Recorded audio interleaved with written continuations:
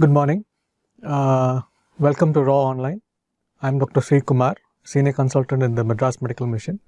Today I'll be talking to you about echocardiographic measurement of intracardiac chamber pressures. Now, taking you through the talk, this would be around 35 minutes.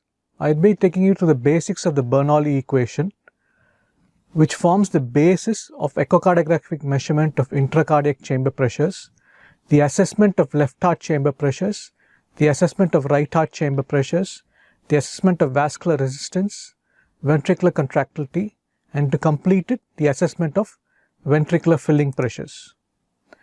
Now, the driving force for the blood movement through the cardiovascular system is based on the principle of conservation of energy, which basically states that the total energy in a steady flowing fluid column remains constant, such that when velocity increases, it is accompanied by a simultaneous decrease in pressure or the potential energy.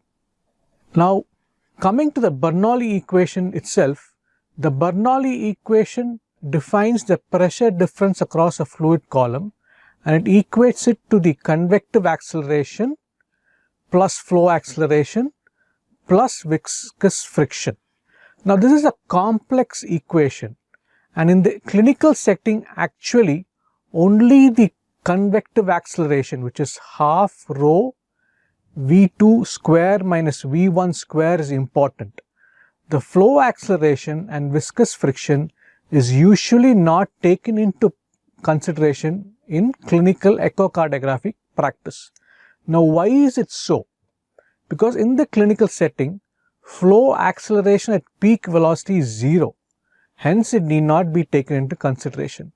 Similarly, the viscous friction is negligible in laminar flow, and half rho is equal to 4.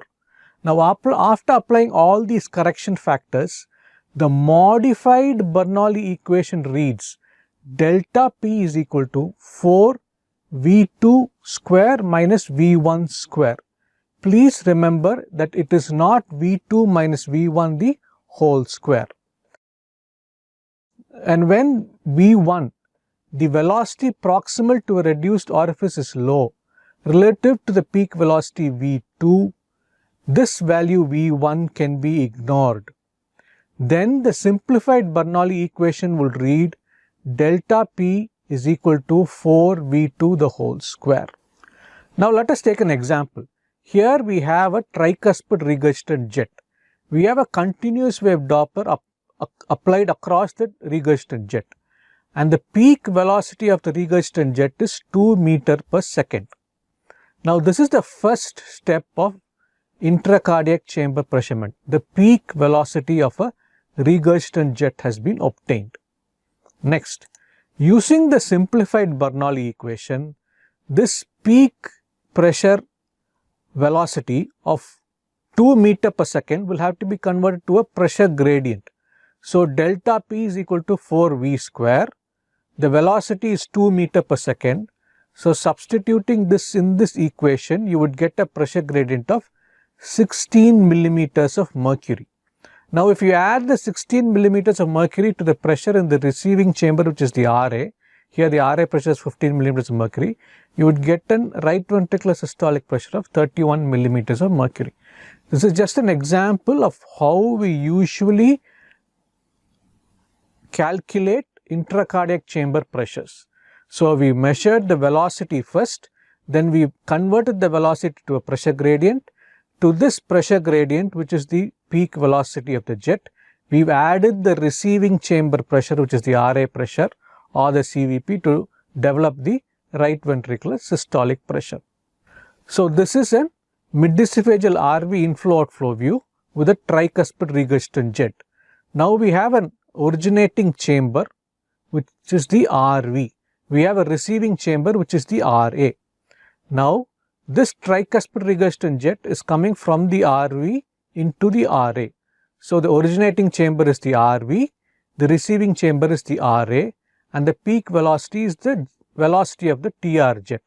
Now, if you want to measure the RV systolic chamber pressure, you have to measure the peak velocity across this tricuspid regurgitant jet and add it on to the CVP or the RA pressure. So this is just an example of how we measure intracardiac chamber pressure.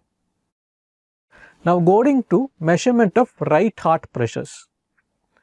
Now calculation of right ventricular systolic pressure from a tricuspid regurgitant jet. Now as in the earlier diagram, we have come to understand that the peak TR velocity reflects the pressure gradient between the RV and the RA. So the peak velocity across the TR is equal to the pressure in the originating chamber minus the pressure in the receiving chamber. Here the originating chamber for the tricuspid regurgitant jet is the right ventricle, which is the right ventricular systolic pressure. The receiving chamber in a tricuspid regurgitant jet is a right atrial pressure or the CVP. So rearranging this equation, the right ventricular systolic pressure is equal to the peak TR velocity plus the CVP. Now we have a TR jet here. We have applied a continuous wave Doppler across the TR jet. This is a continuous wave Doppler trace. Now the peak velocity we measured is 2.39 meter per second. The RA pressure or the CVP is 20 millimeters of mercury. So substituting these values in this equation, we would get RVSP is equal to 43 millimeters of mercury. Now this equation, the derivation of right ventricular systolic pressure from the tricuspid regurgitant jet is not valid if there is a significant right ventricular dysfunction, a severe pulmonic regurgitation, or if there is a ventricular septal defect. So if there is a ventricular septal defect, can you calculate the right ventricular systolic pressure? Yes.